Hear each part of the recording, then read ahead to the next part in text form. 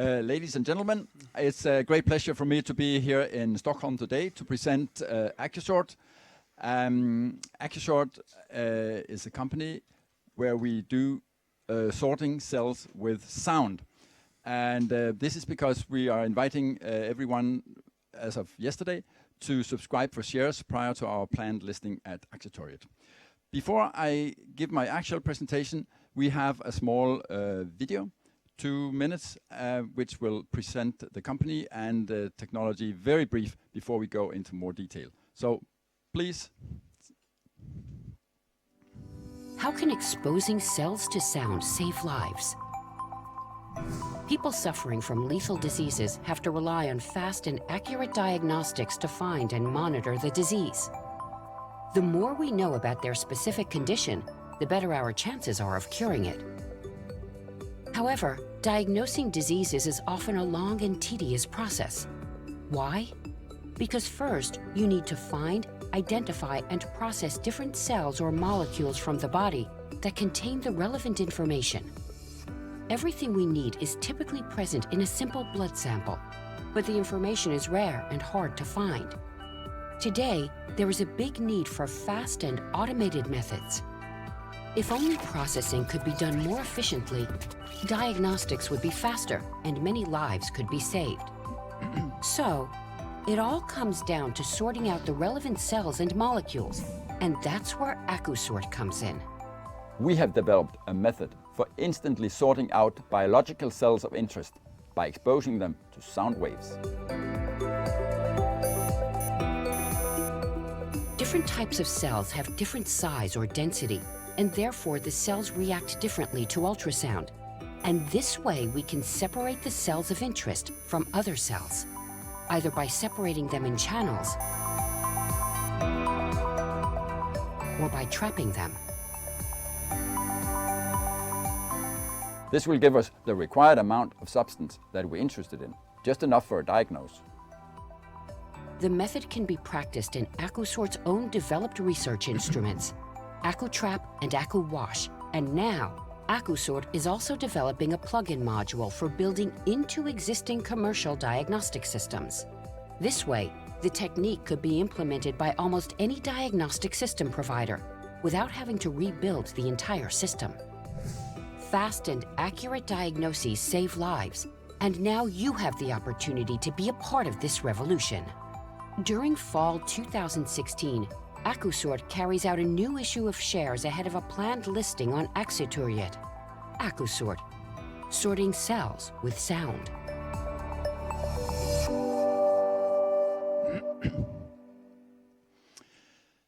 So, we think it's a very interesting technology, but before we go into more detail with the actual technology, and I have also brought with me today Tomas Laurell, who is going to introduce you to this.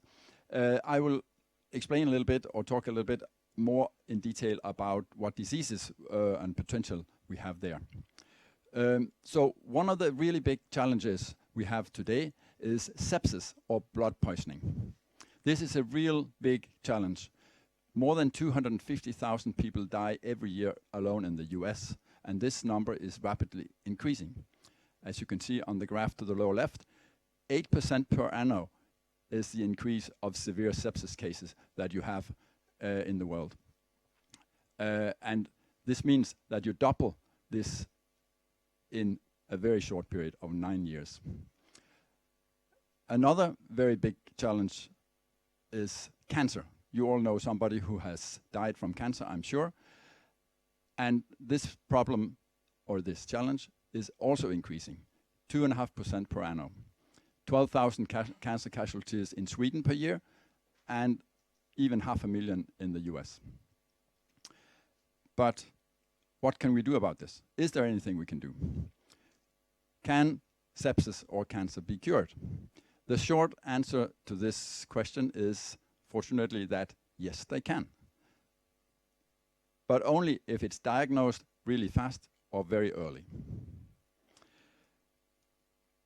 Before looking into how we can help, let's take a look at how you do diagnostics of sepsis and cancer today. in sepsis, you have to take a blood sample. You have to find those bacteria that causes sepsis. This is really, really difficult. There are no good ways to do this today. You have to culture the cells, and in this way multiply the number of bacteria so that you can actually characterize them. This can take days. Then you do the analysis and you can prescribe the treatment, the optimal treatment that you need for the sepsis or the diagnostics for the treatment of the condition. For cancer, you first have to find a tumor. If there's no tumor, you don't know what you're doing.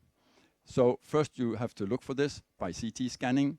Then you find the tumor. You take a biopsy, a real sample, and then you can do manual or semi-automated diagnostics of the biopsy.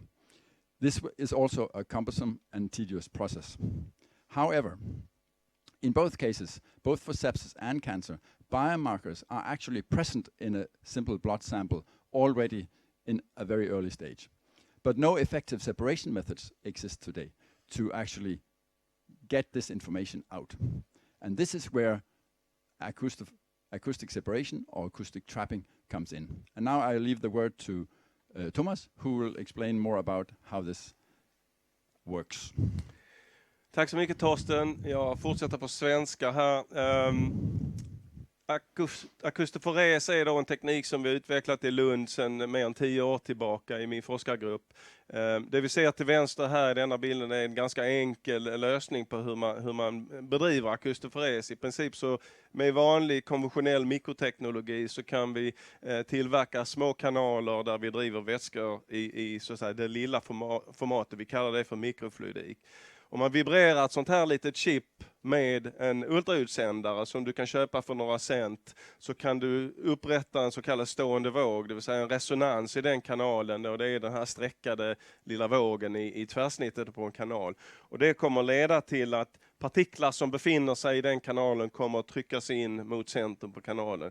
Du får en kraftverkan på de här partiklarna. Om man lär sig att hantera det här på ett fiffigt sätt så kan man plötsligt börja göra en hel del olika saker. Framförallt så är vi duktiga på att hantera celler. Och det är just det som då ger möjligheten för AcouSort och hela den affärsutveckling som är på gång nu. Detta är alltså en helt generisk teknologi att hantera celler, och jämfört med väldigt många andra tekniker så har den då väldigt hög genomströmningshastighet, så vi kallar det för high throughput, och den är då en snabb teknik. Den är helt ofarlig för cellerna, vilket gör att du kan bedriva så att säga efterföljande analyser utan att behöva ta hänsyn till eventuella skador på cellerna. Och den möjliggör också att du kan ansluta det till kontinuerliga flöden, det vill säga processer som redan finns idag i medicinska system. Här är några exempel som vi just idag har ett stort fokus på. Det ena är att koncentrera partiklar. Det ni såg här i den videon som ligger uppe nu är just hur partiklar som strömmar i en kanal fokuseras in till mitten. Och 2 saker kan man ta med sig där, att vid sidan här får vi en helt klar vätska som går ut ur sidan. Så vi tar bort alla partiklar och det är bara den rena fluiden kvar. Och i mitten får du en koncentrerad mängd partiklar. Vi kommer tillbaka till det, hur vi jobbar med det för en av våra första produktutvecklingar. Man kan också separera celler, för det visar sig att celler har olika akustiska egenskaper, flyttar sig olika fort i ett ljudfält. Exemplet vi ser här är mikropartiklar som är blandade, röda 5 mikrometers, 7 mikrometers vita och 10 mikrometers blå partiklar som är blandade. De kommer från sidan in i en kanal, och när vi driver dem in mot mitten så går de stora partiklarna fortare. Det är därför ni ser ett blått band gå ut i mitten och de röda går ut åt sidorna, och vi får ett vitt band också. Så vi separerar de här i ett kontinuerligt flöde utan att göra någonting annat än vibrera den här kanalen. Och det ger då möjlighet att också börja separera celler och blodceller som vi kommer tillbaks till. Sista exemplet längst ner, det vi ser där är blå vätska som kommer längs med sidan i en kanal. I den vätskan finns vita partiklar. Så fort vi slår på ultraljudet så börjar partiklarna vandra över till den klara vätskan i mitten och åker ut i det centrala utloppet här. Det vi gör där är helt enkelt att vi tvättar de här partiklarna. automatiskt i ett kontinuerligt flöde. Normalt sett så centrifugerar man, tar av bufferten, fyller på ny buffert, rör om och gör det där 2 gånger. Vi kan göra det här online direkt utan att ha några rörliga delar.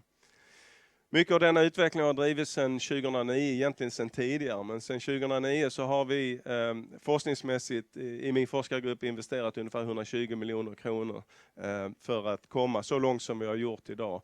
Ungefär 15 stycken ingenjörer som jobbar med teknikutveckling och ungefär lika många på den medicinska sidan som jobbar med olika medicinska tillämpningar.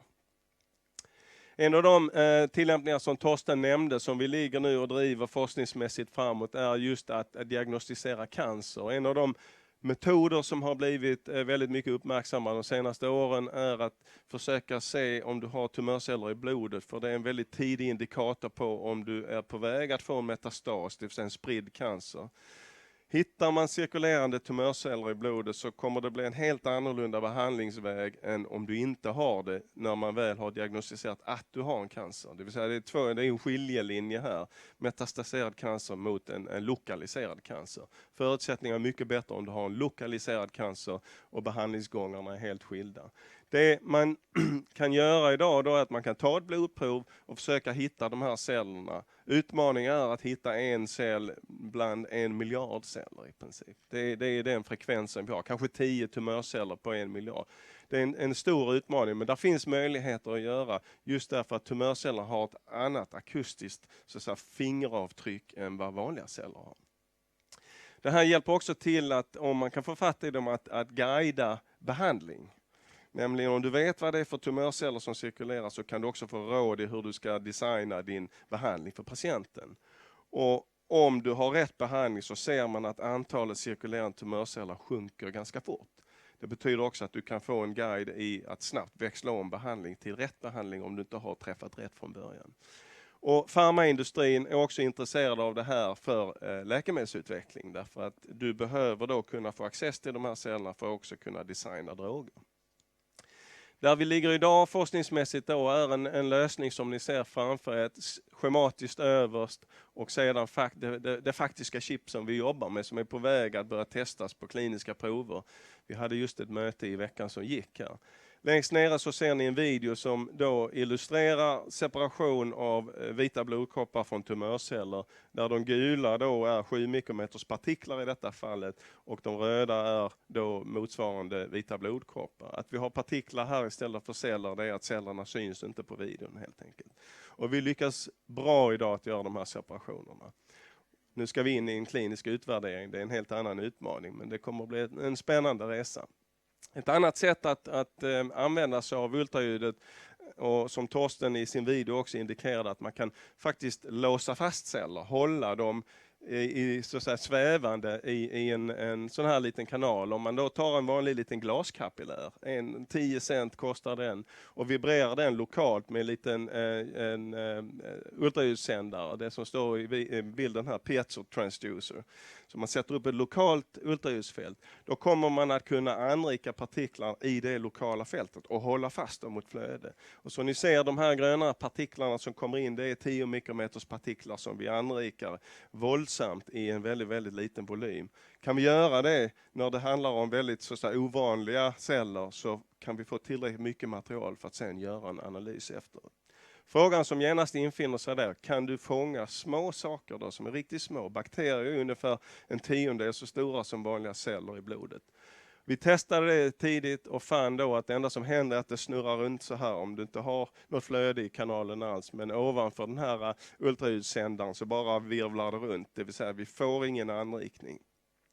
Vi kom dock på att man kan kombinera de här två så att man använder stora partiklar och låter dem fastna i ljudfältet. När de små sedan kommer in i närheten av de stora så kommer vi få en växelverkan mellan de här partiklarna. Finns beskrivet i fysiken och litteraturen. Och den växelverkan är extremt stark när de börjar komma nära så de sugs fast mot varandra. Så små partiklar fastnar på de stora, kallar det ibland för en akustisk magnet. Vi visade då att genom att först ta in stora partiklar och sen föra upp små så kan vi anrika på den här bädden av stora partiklar. Och det som syns i videon högst upp till höger här är just anrikning av E. coli, vilket är den vanligaste bakterien som förorenar dricksvatten. Och det är grönfärgade E. coli-bakterier som anrikas miljontals gånger här i detta lilla provet som vi visar. Det tar 10 minuter att göra detta experimentet. Vi har visat att vi kan nu tillämpa detta på sepsisfrågeställningen och ligger precis i gränsen för att klara av kliniska relevanta nivåer. Det är också intressant att använda sig av det här inom livsmedelsindustrin för att kvantifiera om vi har bakterier.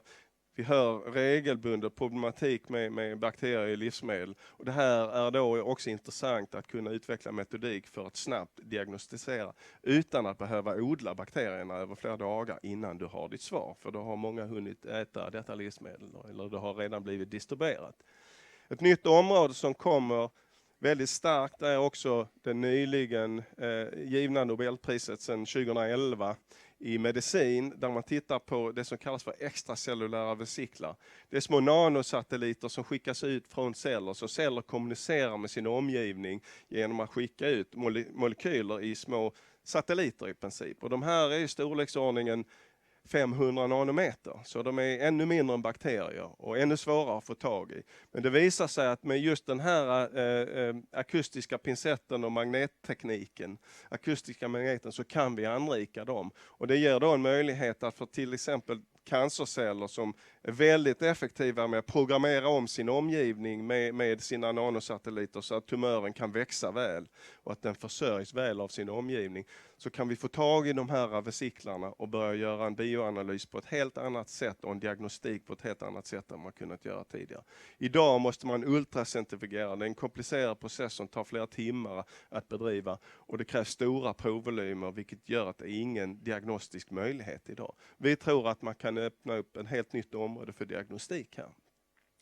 Med detta så har vi en tillämpning kvar här som kanske är den som ligger närmast till marknaden egentligen för AcouSort.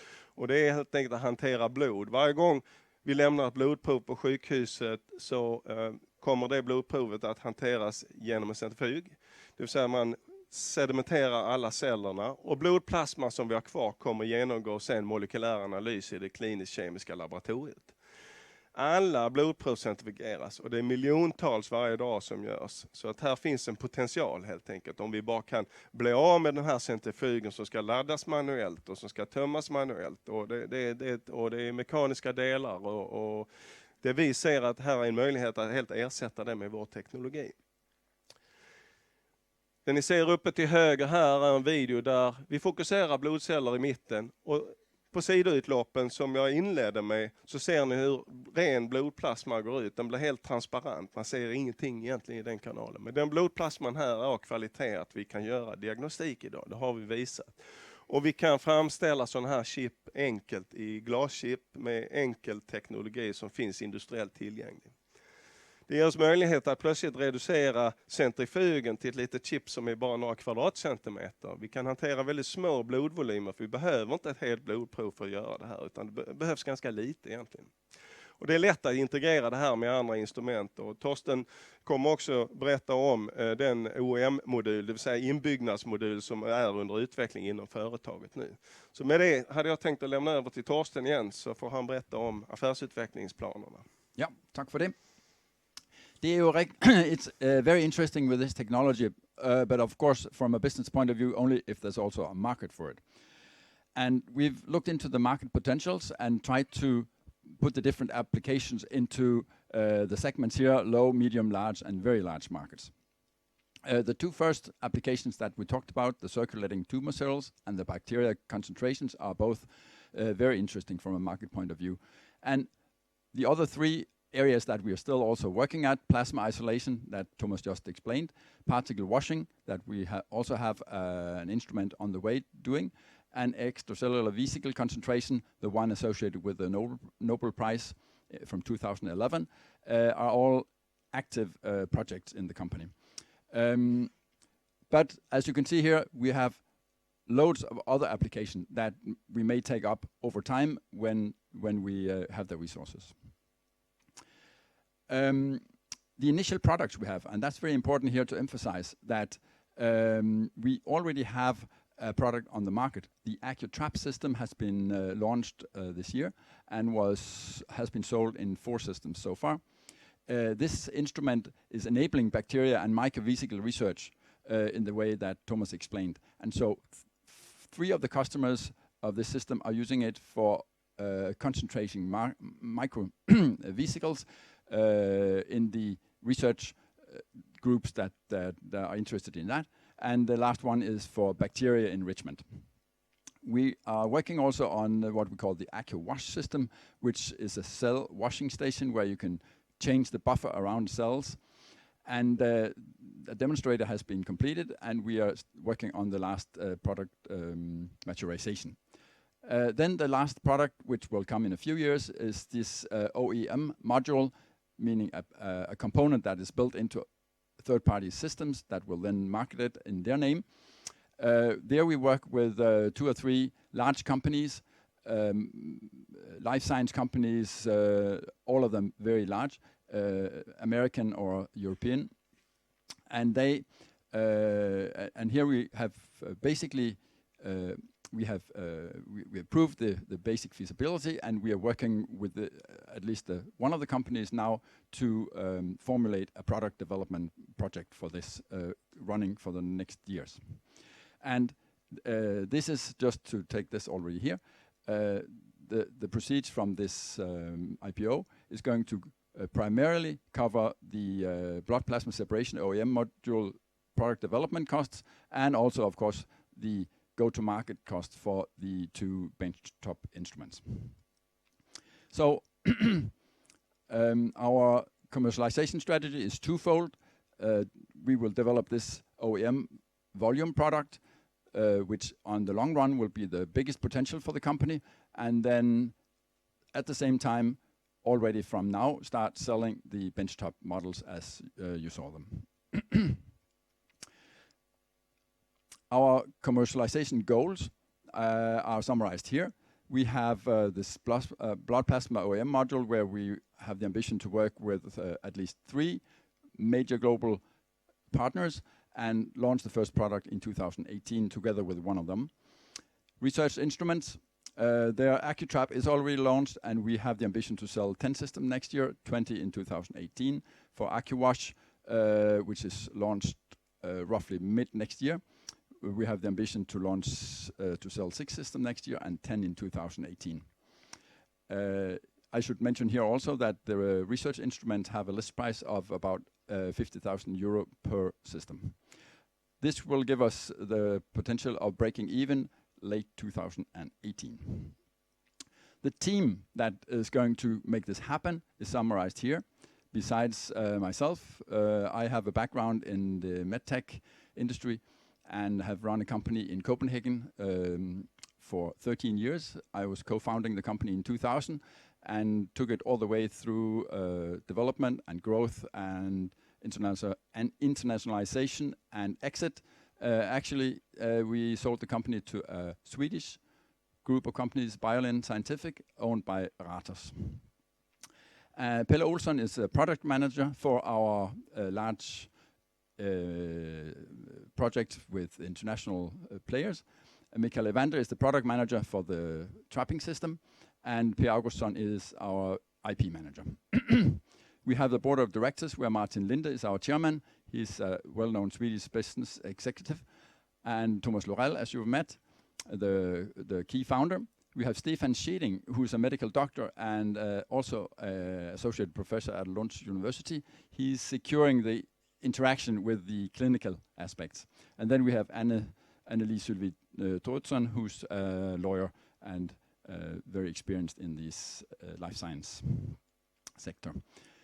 The last slide is, second last slide is our ownership structure. You can see that the ownership is very much tied to the active people in the company, and we have lock-up agreements with all the major shareholders.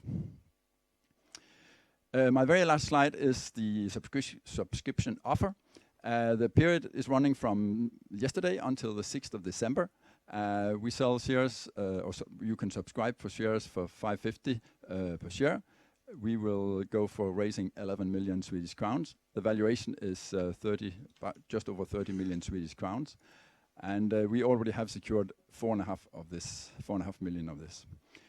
If everything goes well, the listing will start at Aktietorget on the 9th of January. So thank you very much for listening. And now I think it's time for questions. Thank you very much, Torsten. Please come up here also, Thomas. Very interesting to hear. Can you tell us a bit more about your main, the main upside here? I take it in the medium or short term is the blood plasma sorting project, the OEM project. Yes. Is that correct? Yes. And can you tell us a bit more about the partner and the type of relationship? Will this be a standard feature on one of their instruments, or tell me more? It is difficult to tell very many details because these companies are, for very obvious reasons, very secretive. They do not want us to mention the collaboration because of their competitive situation. But we can say that all of the three major companies that we are working with are very large companies. They none of them have less than 50,000 employees, and you can say the ambition for all of them is to build the component into their analytical systems so that they can get access to the blood plasma and do the analysis on it automatically instead of having a several step process with centrifugation or other things. And in this way, it enables to bring this type of analysis out very close to the patient or to the point of interest, point of care, as it's called. So would it be a standard feature or an add-on, electable, so to speak? It's going to be a standard feature in their analytical system from the next version on, and I mean, of course, the old versions will be like they are, but the coming versions will have it as a standard feature. That's the idea. And what's your thinking behind going for 3 partners potentially, as opposed to one exclusive partner? The idea is that we actually go with exclusive partners, but within very narrow fields. And so the 3 different partners will represent different fields that are not overlapping. Okay, so it could be sepsis, blood plasma separation, and something else. It could be. It's just it's different applications. Or blood plasma for different purposes. Yes, I see. That's exactly what it is. Okay. Yeah. And what types of patents or IP does the company sit on, and how much is sort of left with your research team and yourself at Lund University? Yeah, I mean the overall answer to the question is that all the IP that has been generated and is owned now by the company has been actually developed in Thomas's group. And so, Thomas, you can maybe explain how the collaboration works in this way. Yes, so basically all the founders of the company are scientists, and they have all signed an agreement to actually disseminate their IP into AcouSort. So whenever we have an invention, we basically further it on to AcouSort. So that's how we drive the process. So any new innovation that you come up with, how will you be compensated for that going forward? So the founders will be compensated by their ownership, but the other researchers have signed an agreement, so they will be reimbursed basically based on success also. Yeah. And so far you have been self-financed, more or less. Yes. I suppose you have been thinking about asking your partners to finance the OEM module, but that was not the way you choose. Yes, you can say we have the partners we have actually financed all the feasibility work. I mean, us proving that our solution will work for them. Yeah. That has been that's the income we have received over the past 2 or 3 years. But now when we go into more direct product development, we would like to own that product development ourselves and therefore also finance it internally. Okay. And what sort of volume would you envisage for the blood plasma separation product due to be launched in 2018? Right. We can say that the potential for the very first application that we do is you can say the blood plasma module is actually in 2 parts. There is a fixed part that sits in the instrument and one which is going to be replaced every so often, so semi-consumable. And the semi-consumable will be in the several 100,000 per year potential, just for one application. And what would be your gross profit per instrument sold a few years out? For the OEM product, we just cannot talk about this at this point, but we can say for the benchtop systems that we sell right now, we have a very good margin. And I mean, I don't want to go into very much detail, but just saying that it's really good. Can you give some sort of idea? Is it like $10 or $100 or what would it be for the OEM?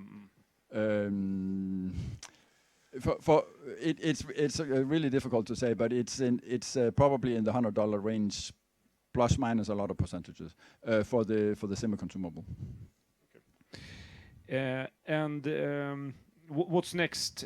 What should investors look forward to for the coming 12 months? What sort of news are you expecting to deliver? I think, of course, we should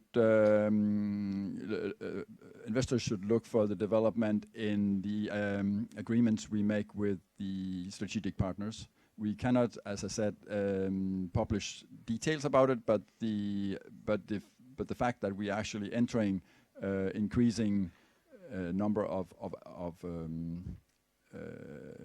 contracts can be followed, and then of course the launch of the AcouTrap instrument now during the next year.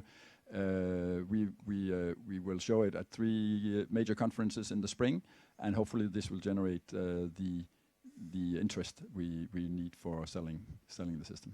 And the 11 million SEK that you are